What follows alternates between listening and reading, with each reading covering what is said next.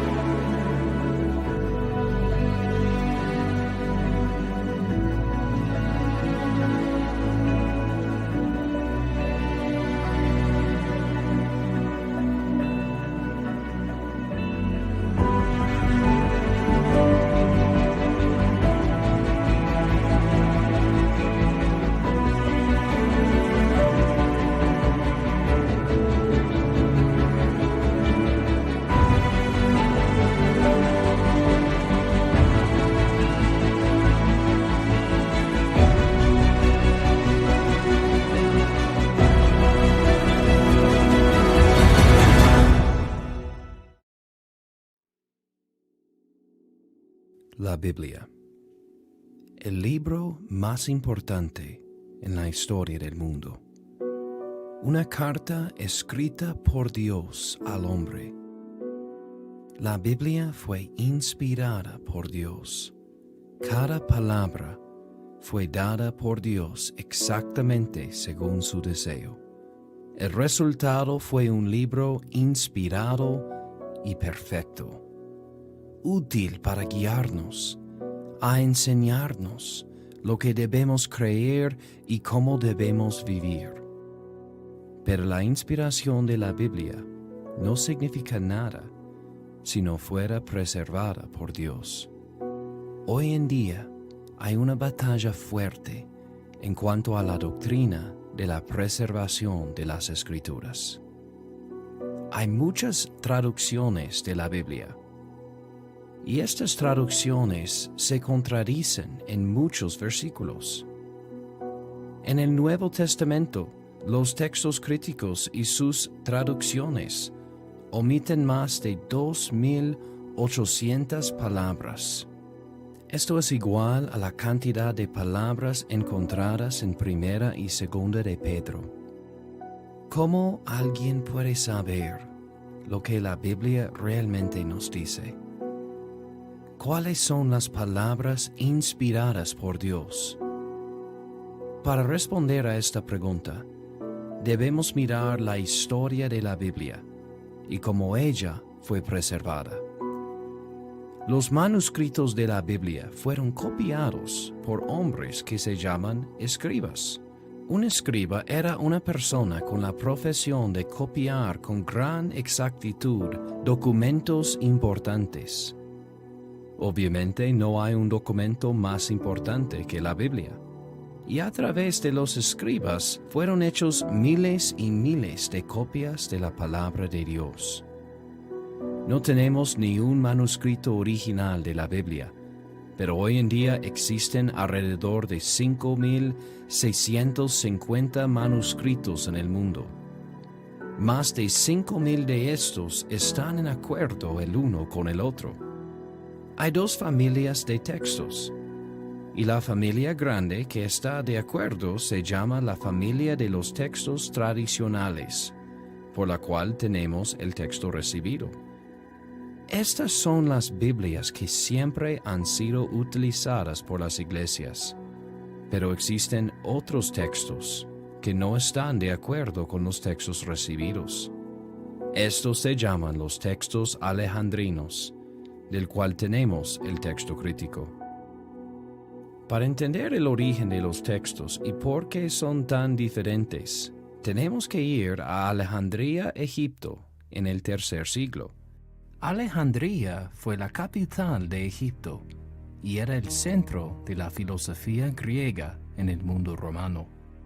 Allá fue fundado el primer colegio teológico por un gnóstico que se llamaba Pantáneo. Un gnóstico era alguien que creía que la salvación es por el conocimiento, no por el Señor Jesucristo. El colegio se llamaba Escuela Catequística de Alejandría. En el año 232 después de Cristo, subió un nuevo presidente del colegio, un hombre llamado Orígenes. Orígenes era un hereje y un gnóstico. Él es considerado como el primero en enseñar la doctrina del purgatorio y el primero en incluir los libros apócrifos con las escrituras. Orígenes no tenía ningún respeto por la palabra de Dios. Él dijo que las escrituras son de poco uso para los que las entienden como fueron escritas. Orígenes enseñó que las escrituras deben ser interpretadas alegóricamente y no literalmente. Aún peor, él admitió abiertamente que había cambiado y corregido la Biblia según sus deseos. Los manuscritos que se originaron en Alejandría, bajo de la influencia de Orígenes, eran por lo general rechazados y no usados por las iglesias. Muchos de estos manuscritos desaparecieron a lo largo del tiempo y las iglesias usaron los textos tradicionales. De estos textos salieron grandes traducciones puras, como la Biblia en inglés, la Rey Jaime. Los textos corruptos de Alejandría fueron olvidados y abandonados por las iglesias. Pero todo esto iba a cambiar.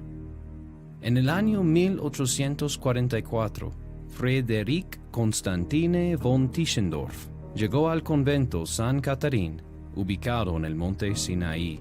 Allá él notó un documento antiguo en la basura que iba a ser quemado. Tischendorf rescató el documento y encontró que era un manuscrito antiguo del Nuevo Testamento, con origen de Alejandría, Egipto. El documento hoy en día es conocido como Códice Sinaíticos. El manuscrito fue lleno de alteraciones en el texto, hecho por lo menos por 10 diferentes personas. Otro manuscrito alejandrino fue descubierto en el año 1843 en la Biblioteca del Vaticano. Este fue llamado Códice Vaticanus.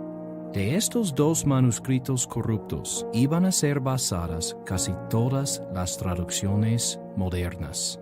Estos dos manuscritos tenían muchas diferencias con el texto recibido.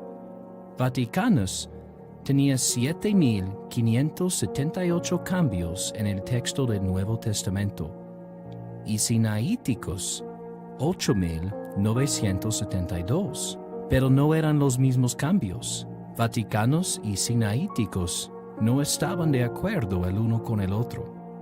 En el año 1881, dos hombres llamados Brooke Westcott y Fenton Hort publicaron un Nuevo Testamento crítico en griego.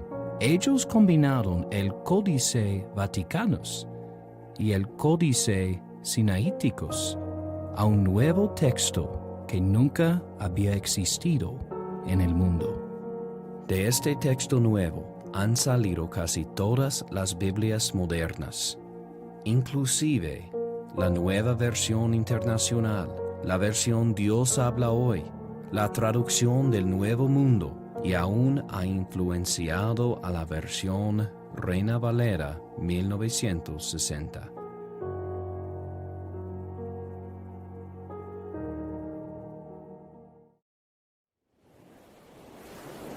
¿Cuáles son los cambios en el texto de la Biblia en las versiones influenciadas por los textos críticos?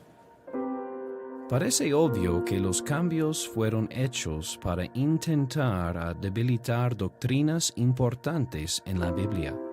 Un ejemplo es la deidad de Cristo. En Lucas 23:42, el malhechor en la cruz clamó: «Señor, acuérdate de mí cuando vengas en tu reino». La palabra Señor sí aparece en el texto recibido, pero en el texto crítico no está. Las Biblias que sigan el texto crítico solo dicen, acuérdate de mí. Hay muchos otros ejemplos de ataques contra el nombre y la deidad de Cristo en la Reina Valera 60. La palabra Jesús, Cristo o Señor es omitida en Marcos 9:24, Marcos 11:10, Lucas 4:41, Lucas 23:42, Hechos 3:26, Hechos 7:30, Hechos 9:5, Hechos 15:11, Hechos 15:17, Romanos 1:16, 1 de Corintios 9:1, 2 de Corintios 4:10, 2 de Corintios 5:18 y Efesios 3:9. Otra doctrina atacada por el texto crítico es la salvación por fe. En Juan 12:47, el texto recibido dice que uno debe creer las palabras de Cristo. En el texto crítico dice guardar o obedecer. En 1 de Pedro 2:2, el texto crítico insertó una frase al fin del versículo, para así enseñar que debemos crecer para salvación. Esta frase no está en el texto recibido.